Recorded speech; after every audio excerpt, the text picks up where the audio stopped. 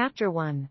Leslie's POV. My husband and boss Kian is laughing at every joke that leaves the lips of his first love while I watch them through the glass doors that separates his office from mine. I had been dutifully preparing some documents that needed his signature and also setting up his meetings for the day like I have done for 7 years as his secretary, but since Beverly's arrival, I have been unable to get any work done. I feel a pain in my chest every time Kian laughs, almost tearing up at the thought that he has never laughed like that around me. I stare at her slender frame, her lush black hair that bounces back into place even when she throws her head back in laughter, and the grace in every of her movements. Beverly is an epitome of feminine grace, and every of her features is proof of why Kian has been hung up over her even though they separated years ago. Even though he married me. The dark blinds of his office are brought down abruptly, blocking my view of them both, and now all I can see is black. It is as if Kian is trying to prevent me from prying even though I am his wife and privacy shouldn't be a thing between us, especially when it comes to a woman he used to love so much. I still remember how shocked I was when she walked up to me earlier, heels clicking ever so sophisticatedly on the office tiles. I saw the feet cladded in shiny red heels before I raised my head to look at her. Leslie, I didn't know you still worked here. I can't believe Kian is still making you work even after you both got married. That man is something, isn't he? She said, smiling sweetly with blood-red lips that would look horrifying on me if I dared to try that shade of lipstick. I couldn't speak, caught in the shock of staring face to face with her after all these years, especially as she still had the same aura of wealth and confidence that I have always known her to possess. For a split second, she made me feel insecure in my gray office wear and my tight bun hair and the fact that I wore little to no makeup. Beverly. Kian's voice was what broke me out of that trance I was stuck in as he stepped out of his office, and there, right in front of me, he hugged her ever so tightly like an old-time friend before he led her back into his office without sparing me as little as a glance. Now, they are alone together in his office, the blinds of his office pulled shut so that I can't see them but can only hear their muffled voices and his own laughter every now and then. I squirm in my seat uncomfortably each time they laugh, gripping the edges of my table tightly and too destabilized to get any work done while they are both holed up in there. I stare at the calendar on my table. Today's date is marked with a red marker and I sigh deeply. Does he even know today is our 3rd wedding anniversary? Every year, it seems like I am the only one who remembers it, and now with Beverly's appearance, I can already tell that today will pass by like it's just another day. I knew she was coming today. Being his secretary is the only reason why I knew the things Kian would rather keep from me. He already briefed me about a new business partner that just returned to the country 2 months ago and will be at the office at any time. What I didn't know, or should I say, what he purposely kept from me, was that the so-called business partner was Beverly Anderson, and perhaps the reason why he has been more cold and indifferent than usual, ever since her return. My heart aches at the realization, but it aches even more because there is nothing I can do about it. I have never had a place in Kian's heart, but he has been the only one in mine. I loved him from the very moment I met him, but I can't say the same for him. He always reminds me, even without speaking, that our marriage is nothing but an attempt at fulfilling his grandfather's wishes, and I knew if he had gotten his way, he would have never looked at me twice, not to talk of getting married to me. Grandfather's love for me is perhaps the only reason I am still sane in this loveless marriage. The old man never ceases to show how much he cherishes me, but when has that ever been enough? I am married to Kian and not his family. The clock ticks endlessly, yet Kian remains in there with her.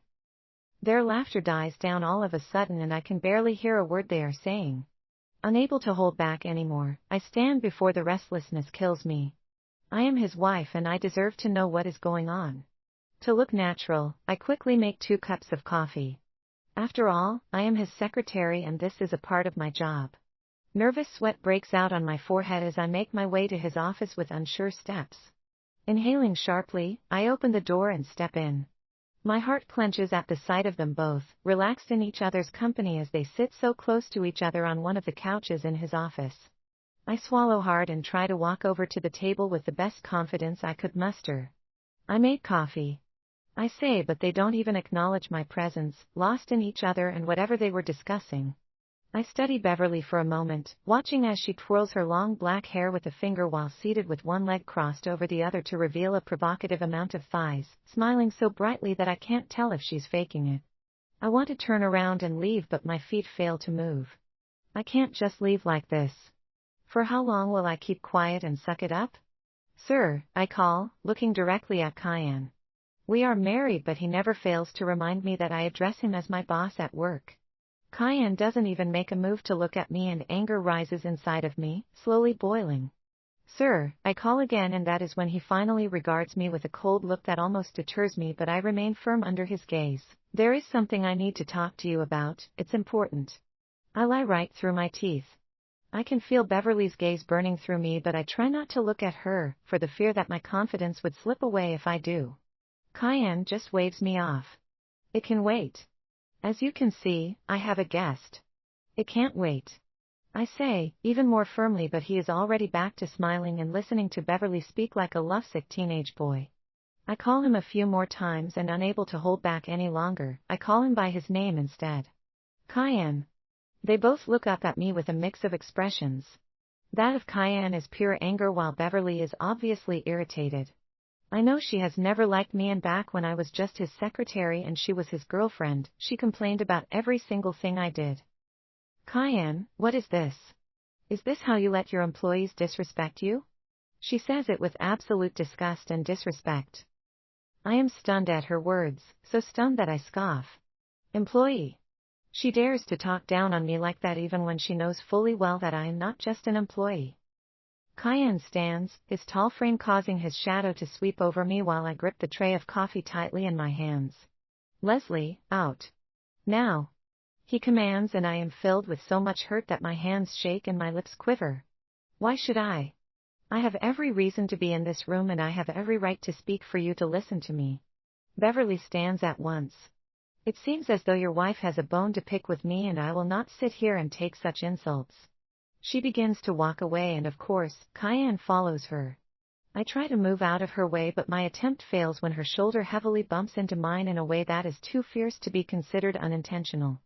I lose grip of the tray and stagger forward, and just like that, the hot coffee spills all over her very expensive-looking dress and mine.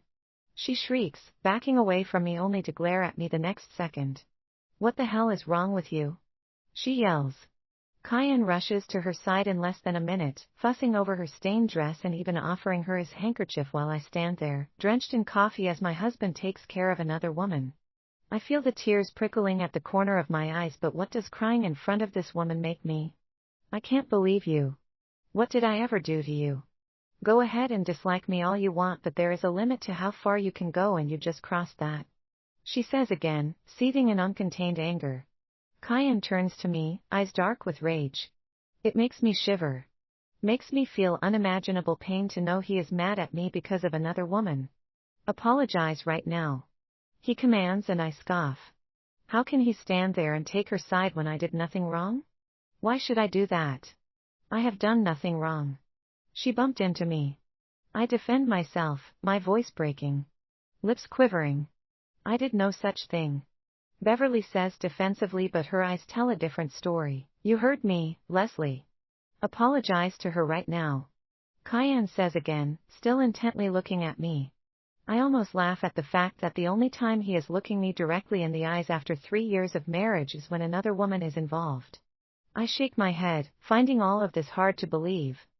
So you believe her over me? You take her words for it, but mine does not matter? I am your wife. A wife I never wanted to marry. He yells back and shatters what is left of my broken heart. Chapter 2. Leslie's POV.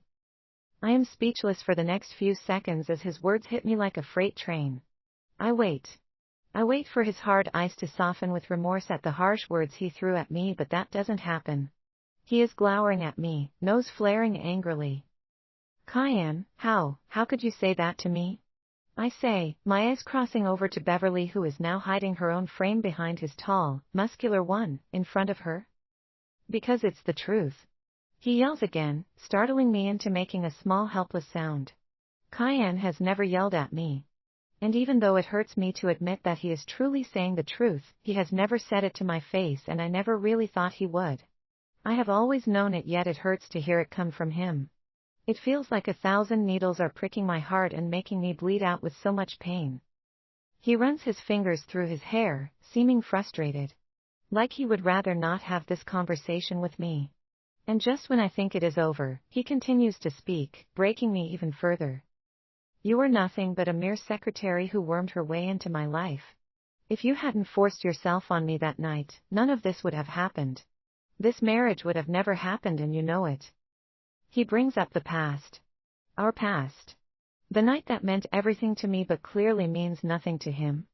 I swallow over and over again till my throat and mouth become dry. I can't cry. No, I can't appear weak. Not in front of Kian and definitely not in front of Beverly, so I keep my tears at bay, urging them to return before they spill down my cheeks. I never forced myself on you, Kian. Why won't you believe me? I manage to say, but he raises a hand to tell me to stop talking and I clamp my lips shut. Do not stand there and try to look innocent, Leslie, because that is far from who you are. I simply said the truth and I do not care if you cannot take it. He says and stares at me intently. Do not let what happened today repeat itself again. Know your place and I will not have any reason to talk to you like this. Do you understand?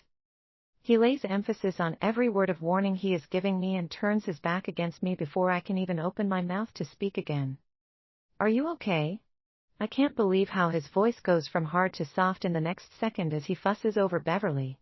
Beverly makes a face that has me balling my fingers into a fist. A face that clearly says she is not okay.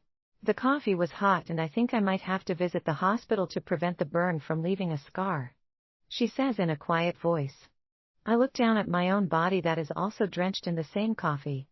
The coffee wasn't hot enough to cause a burn, but Kian believes her instantly. He pulls her into a hug and embarrassment washes over me like a bucket of ice. I'll drive. Wait here, I will get my keys. He says as he pulls away, rushing to his office table to grab his car keys before coming back to her side. He takes her purse from her and leads her out.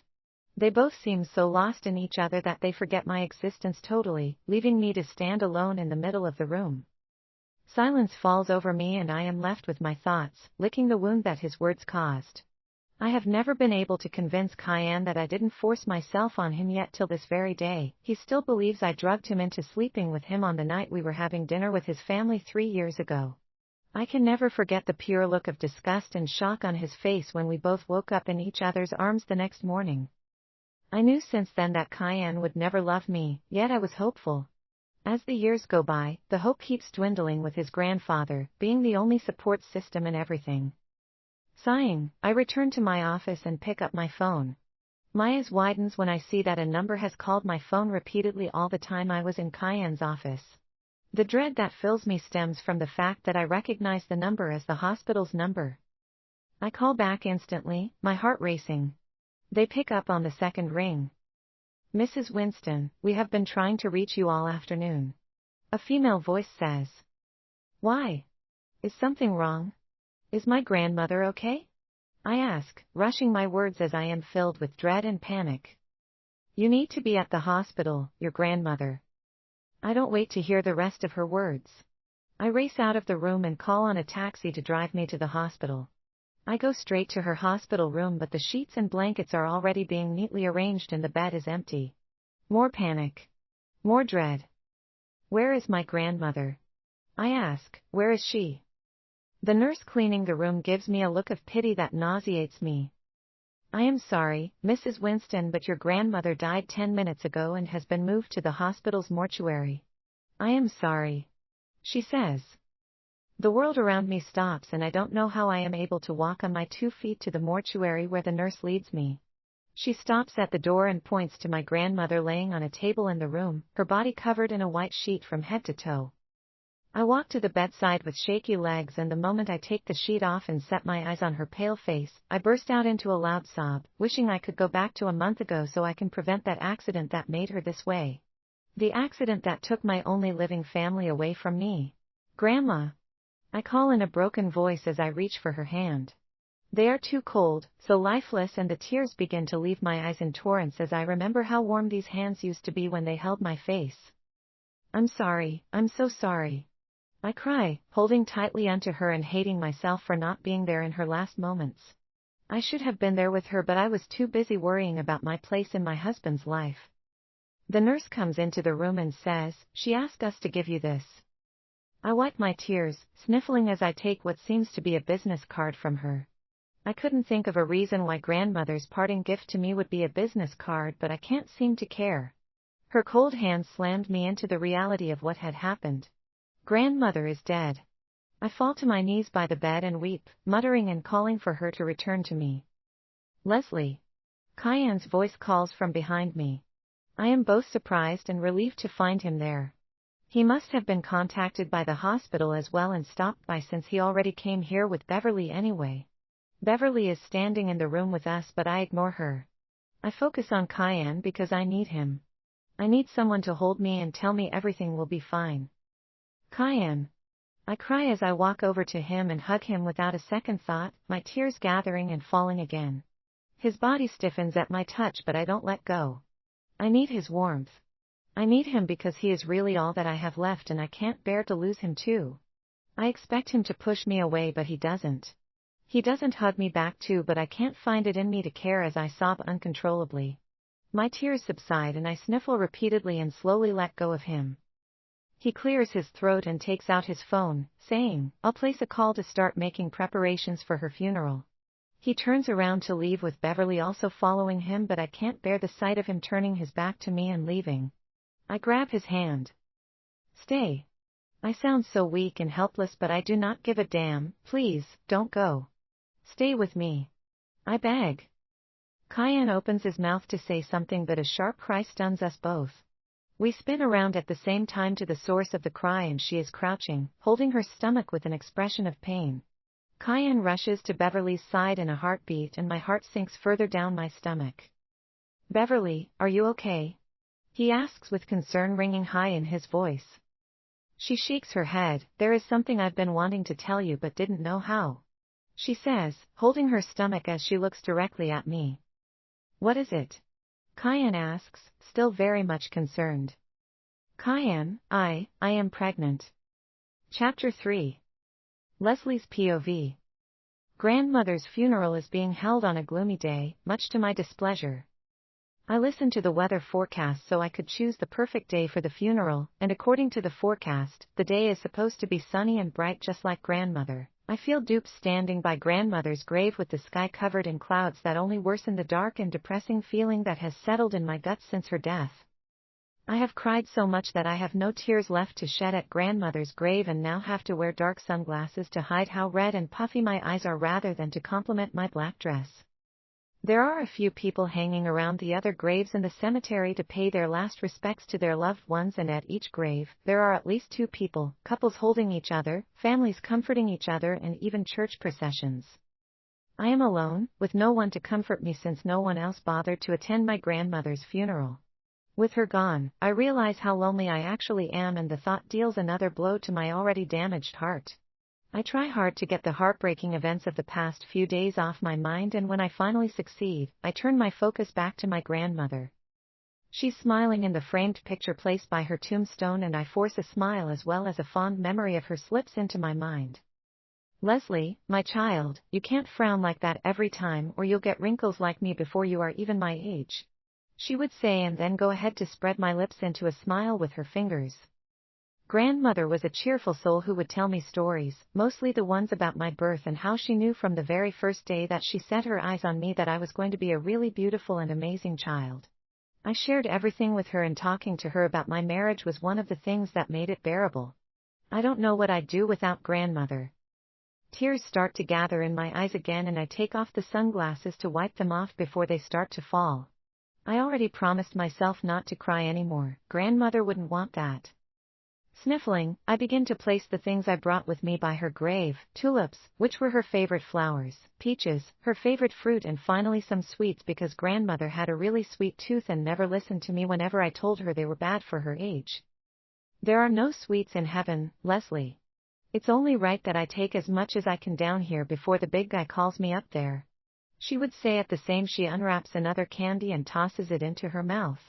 She would talk on and on about the big guy and up there like she was always prepared for the day she would die. I can't help it anymore. I burst into tears, falling on my knees by her grave as it dawns on me fully that she is really gone. I should have let you have all the candy in the world. I should have been there with you at your dying moment. I should have held your hands and told you it's gonna be okay. My voice breaks, the deep regret and tears choking me and making me lose my train of thoughts. I can't think of a thing to say anymore, and so I just cry, sobbing so hard my body shakes. I hear confident footsteps approaching me and feel a presence behind me that causes my sobs to come to a pause. My heart races and hope swells inside of me when the person puts a hand on my shoulder. I whip my head around, expecting to see Kian, but my hope quickly shatters when I see that it isn't him. I feel stupid for hoping that he would show up here after what he has done, but I feel even more stupid when I realize I was ready to shamelessly cry in his arms if he had showed up here instead of his uncle, who is now standing before me with a gentle look in his eyes.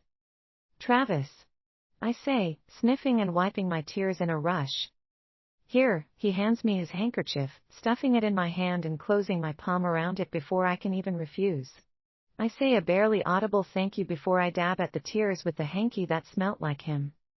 I came as soon as I heard, "I'm sorry about your grandmother, Leslie," he says in a sincere and kind voice.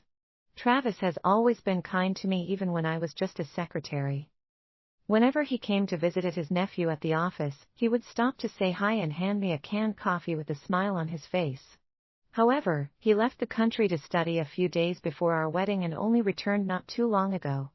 This is the first time seeing him since his return, and the kind look in his eyes assures me that if he had been around, I would have had another person rooting for me just like Kian's grandfather. You didn't have to, I say quietly, trying to downplay how much it actually means to me that at least one person cares enough to be here with me. Travis looks around as if searching for something, and then he frowns when our eyes meet again. You're alone? Where the hell is Kian? He asks, his voice a little hard. My cheeks redden in embarrassment. Travis has only just returned and probably doesn't know anything yet. I am not willing to talk either. I force a smile and begin to pack the excess things I bought for my grandmother's funeral. Travis joins me wordlessly, and I sigh in silent appreciation of how he doesn't ask any more questions. He takes everything from my hands even before I can protest. Did you drive here? He asks, and I shake my head. I came here in a taxi. Come on, we'll take my car, he says and walks in front of me. I have no choice but to follow him. We have just gotten outside of the cemetery when a car drives into the parking space right beside Travis' car. The car is familiar and I keep doubting who it belongs to until Kian steps out of the car, eyes trained on me as he walks over. The first thing I notice is his royal blue suit, and I feel the slow brewing of anger inside of me. How could he show up wearing that? It is like a blatant disrespect of my grandmother, and I can't stand to watch her get disrespected even in her death. It is clear that he came from the office, little surprise there, and it would have been better if he didn't come at all, as I now realize how looking at him only infuriates me. He had managed to avoid me in the past 3 days since the hospital incident. 3 days since Beverly announced that she was pregnant and shook my world. I didn't need anyone to tell me who the baby belonged to. As he walks towards me now, I feel nothing but resentment for him. Is it over? Crap, I must have lost track of time, he says before turning to his uncle and giving him a tight smile of appreciation that I find nauseating. Thank you for being here with her, Uncle. Travis merely crosses his arms, staring back at his nephew. Care to explain why you are only just coming? Travis throws the question at him, and I face Kian too, crossing my arms. Yes, Kian. Tell me what was more important than being at my grandmother's funeral. I already know the answer, but I still wait to hear him say it so I can have a reason to hate him even more. I really wanted to be here, Leslie, but you know. He trails off, running a hand through his hair. I had to be with Beverly. The sound of her name is what does it for me, the same woman who is the reason I wasn't around to witness grandmother's dying moments. Did you really come all the way here to tell me you were with another woman you slept with and impregnated? What? Travis is the one who speaks, his voice echoing his shock as he looks from me to Kian. Kian's usual blank look remains, as if he is unaffected by my words and the pain he has caused me. Let's not do this here, Leslie. You know I can't just leave her. I scoff. I never stopped you. You know what? You should have never come here.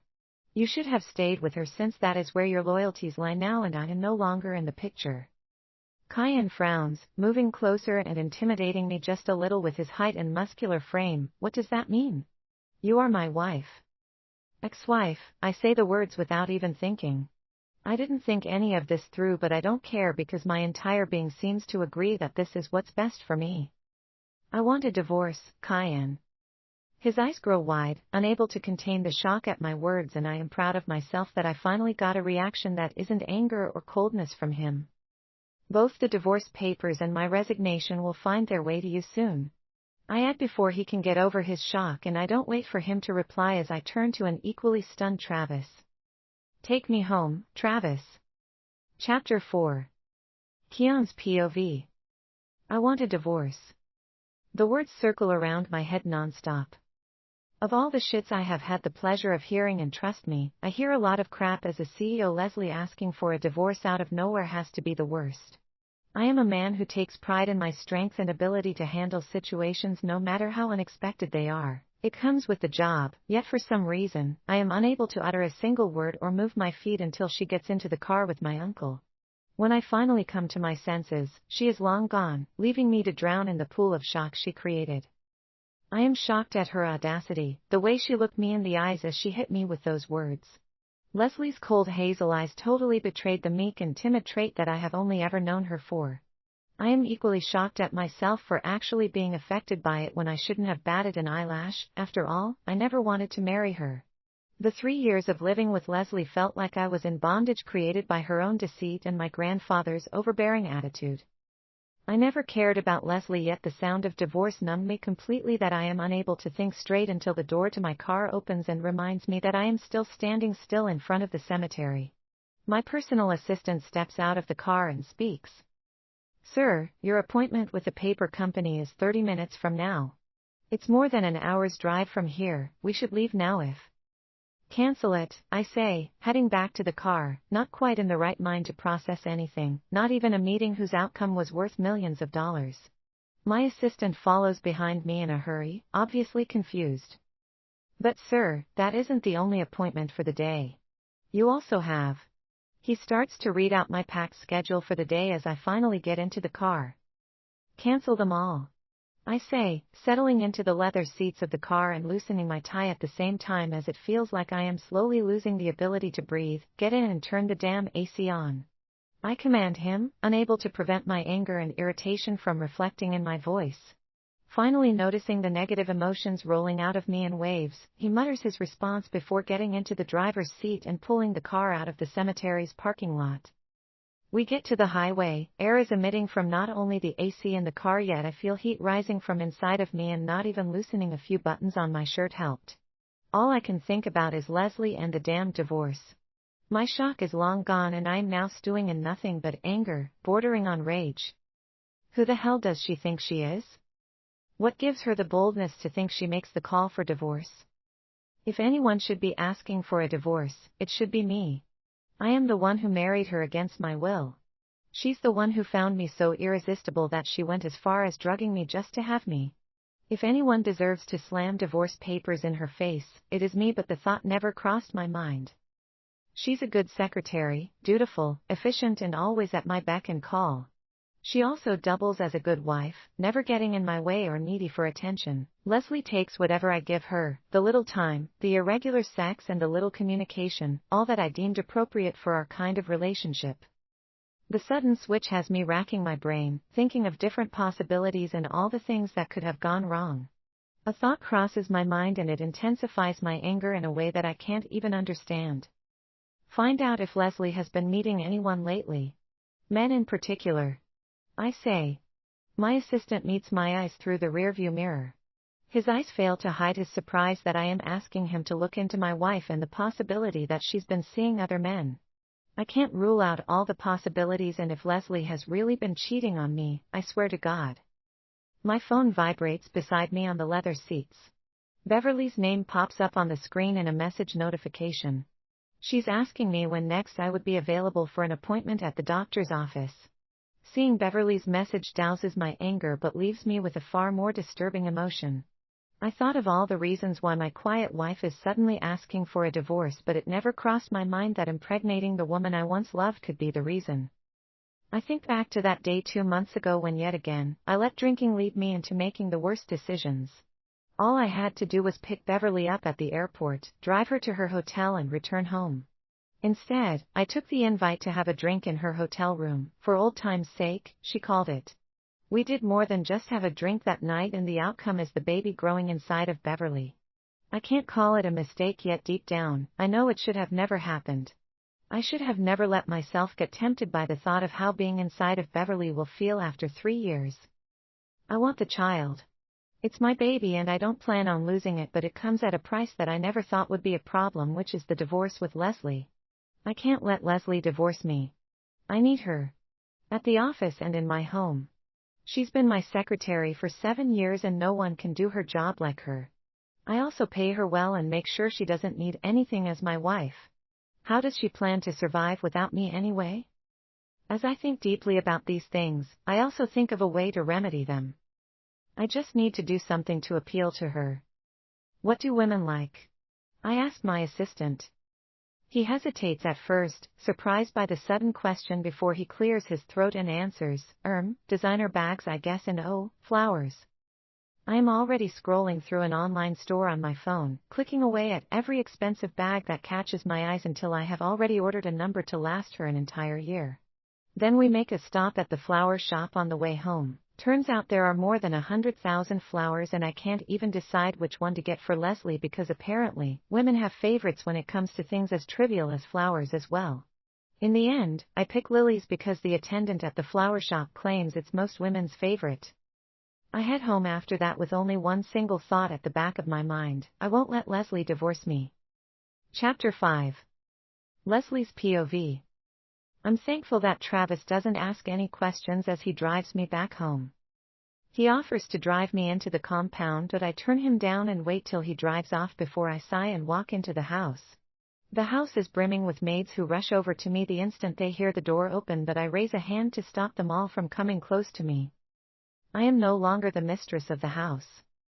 I walk past them all to get to my room. Kian and I only share a room when he is looking to satisfy his sexual urges.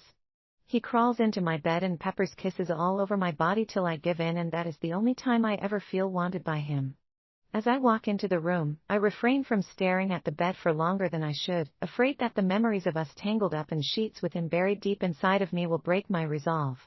And right now, I have only one resolve: to leave Kian for good. I begin to pack while that resolve is still strong, not even stopping for one moment to think about the fact that I have nowhere to go. I can't bear to stay one more day under the same roof with Kian, knowing how deeply his betrayal cut.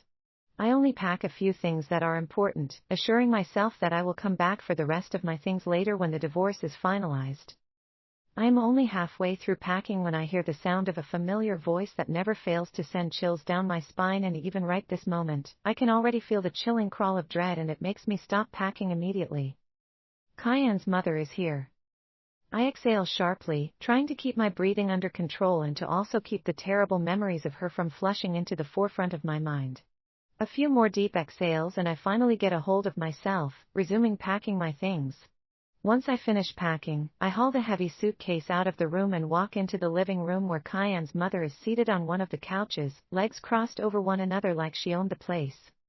She has her signature scowl on her face that doesn't fade even when I bow to greet her. "Why are you here?" she asks, standing. I am confused by her question, and my inability to give an answer makes her scoff, her face contorting into the ugliest form annoyance can take. "I almost forgot how dumb you are," Kian's mother says again. Dumb. Her favorite word to throw at me the way she pleases, and of course, it doesn't hurt less today. In fact, it is even more painful now that I realize that besides having to live with Kian's indifference, I have also had to deal with his mother's hatred and utter disrespect for me, and all along, my response has either been silence or an apology that she never deserved. "Why are you here instead of the office, huh?" She sneers and continues, "My son works tirelessly day and night just to make money for someone like you to leech off him. All he asks of you is to do your job as his secretary, and yet you can't even do that one thing? Do you think you are entitled to his money just because you are his wife?" Her words are like hard blows to the chest, every single word that strung her sentences together hitting nerves and breaking right through them. I feel something rising inside of me. It has always been there, but I have always managed to control it. I had to be at my grandmother's funeral. I respond simply, hoping the scowl on her face will disappear, but it gets even more profound and she adds a scoff for good measure.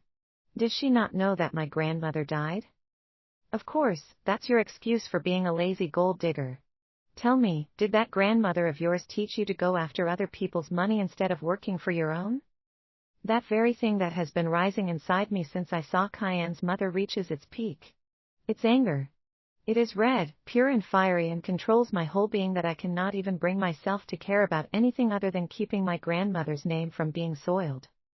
Do not talk about my grandmother like that. I yell and she jumps slightly, startled by my outburst. Did you just yell at me? She says, taking a step forward, but I don't flinch as I stare back into her eyes. Did you forget your place? You are nothing but a gold digger who married your son for his money. Yes, I get it. I snap at her, having had enough of the name-calling every damn time, but you don't have to worry about that anymore because I already filed for a divorce. I am leaving your son so you can go ahead and swallow all of his money for all I care. I turn around to leave, huffing as I drag the heavy suitcase with me, but then she clamps her hand down on the suitcase to stop me. She looks at the suitcase in amusement. You are really leaving? She can't even hide the joy in her tone.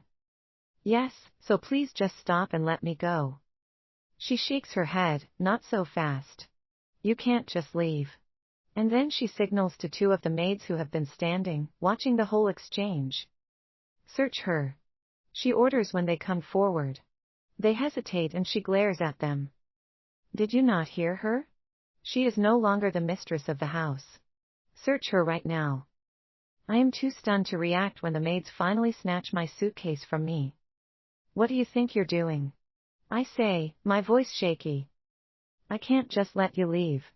Who knows what valuables you have stolen from my son inside that germ-ridden bag of yours. My mouth opens and closes several times at her words as I can't even come up with a single string of sentences to say to her. I just watch as my things come tumbling to the ground in the rough search. Tears of humiliation burned at the back of my eyes. What is that? Hand it over. Kian's mother says when one of the maids found a gold bracelet I had lodged into my case. Grandmother's bracelet, the only thing I have left of her. No. I rush forward to stop her from handing it over, but I am too late. Kian's mother is already holding and inspecting the bracelet. I knew it. You took something. Did my son buy this for you? What gives you the right to think you can walk away with something he got for you after filing for a divorce? That doesn't belong to your son. It is mine and I will appreciate it if you give it back. She does the exact opposite and only continues to accuse me of being a thief until the door opens and Kian walks in. I don't feel relief at his presence like I usually do when his mother treats me this way. Instead, I feel nothing but resentment for him. I want to scream how much I hate him to his face. His face twists into confusion when he sees the situation. What is going on here? He asks, walking further into the house and looking from his mother to me. Thank goodness you arrived, son. This leech was about to leave with something that clearly doesn't belong to her. His mother responds. My eyes are starting to water for some reason and I am confused as to why Kian's appearance suddenly triggered them, yet I smile through the tears. Kian, will you please tell your mother that I have never gotten a gift from you? Kian falters, seemingly speechless for a second as he stares at his hands. I also look down at his hands and I finally understand why my eyes sting with tears and why I am sniffling in preparation of a sneeze that rocks my entire body. Lilies. I am allergic to them. Despite the tears rolling down my cheeks, I start to laugh. I laugh so hard, ignoring the burning gazes of everyone present in the room who probably think I have gone crazy. I sneeze in between laughs, yet I don't stop laughing as I turn to Kian's mother. I have been married to your son for 3 years and he doesn't even know I am allergic to lilies, yet you think he is capable of getting me a bracelet. I shake my head at my sad reality. Chapter 6. Leslie's POV.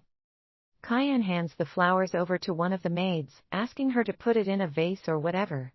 He clears his throat, trying and failing miserably to hide his embarrassment in front of his mother and the maids. The flowers weren't for you, he says, voice hard as he stares at me for a brief second. I barely even feel anything when he says that because I genuinely don't care anymore. I just want to get the hell out of this house and never return. I don't even care about the rest of my things which I am yet to pack, I just want to turn my back on this horrible life already. Kian seems like he wants to say something to me, but then he decides against it and turns to his mother instead. Mum, please return the bracelet to her. She snorts and shakes her head stubbornly. I'm not letting her leave with it. Kian grunts, a sign that he is slowly losing his patience. I have never seen that bracelet, mother, it belongs to Leslie. Please, give it back. Kian's mother doesn't immediately move to do as she is told, but the moment she does, it is with an annoyed huff as she tosses the bracelet at me. I catch it in my palms while she heads back to sit in the same position as earlier when I first walked into the living room. I fall to my knees by the mess the maids made out of my clothes, and then I begin to arrange them again, rushing through the process so I can get out of here fast to stop the repeated sting of humiliation. Kian standing there and just watching me clean up his mother's mess without as much as an apology from either of them only adds to the rising level of humiliation.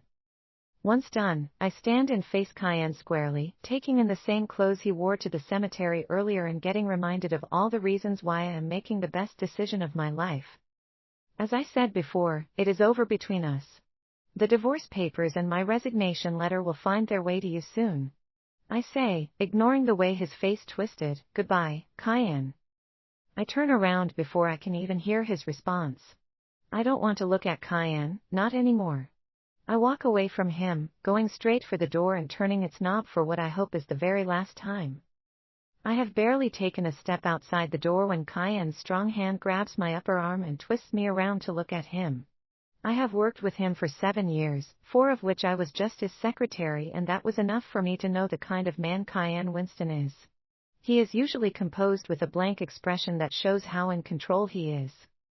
Right now, Kian is neither composed nor in control. He seems like he has lost grip of it, and the meaning of those words don't even matter to him anymore as he holds my arm in a tight grip. I struggle to break free of his hold. Let me go.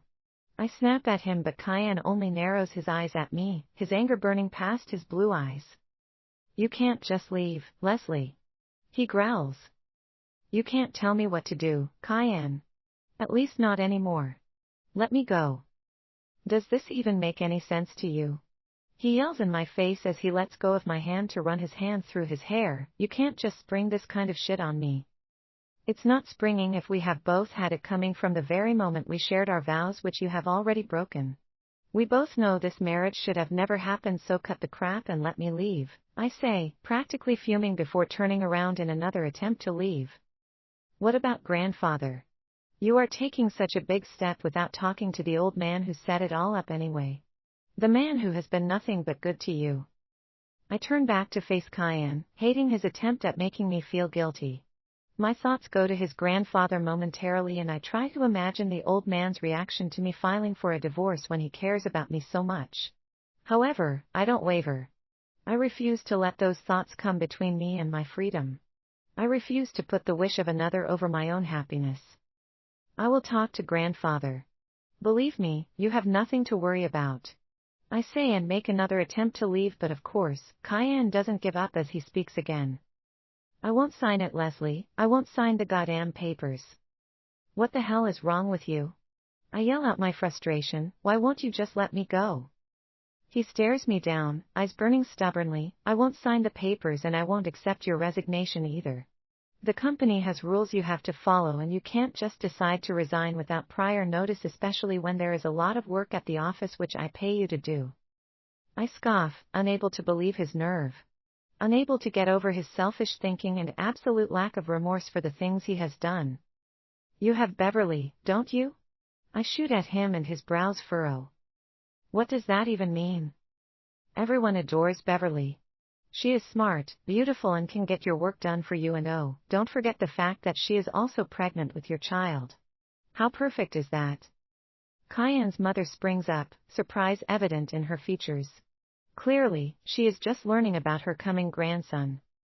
Kian, is what she says true? You have a child on the way? Kian's expression don't give anything away, and he doesn't even spare his mother a glance. He is still looking straight at me. Leslie, what happened between Beverly and I wasn't intentional, it just. Don't you dare make excuses for her. Who cares what she thinks? Beverly is who you have always deserved. The only woman who actually deserves to be my daughter-in-law. Kian's mother cut in while making sure to give me a nasty look that doesn't even surprise me anymore. I shrug at Kian, a way to show him that I was right. Everyone wants Beverly, including him, and he can't even bring himself to deny it. He continues to ignore his mother. Leslie, it was an accident. He says again, and I nod, like I am agreeing to his words. 3 years ago, you didn't think the same way. You didn't think you accidentally slept with me, but instead believed I had gone as far as drugging you to sleep with you. What changed, Kian? Because all I see right now is a bloody hypocrite and a coward who would rather blame others for his mistakes. When I turn my back to him this time, I don't stop walking. I don't turn around. Leslie, get back here while I am still being nice. Leslie, I swear to God, if you walk out that door, I won't take you back even if you go on your knees. You need me, Leslie. You can't survive without me. Kian yells after me, but I don't stop walking as his arrogant words only fueled my desire to get away from him as fast as I can. I block out the rest of his words as I open the door and welcome my peace and freedom. I am never going back to that sad reality.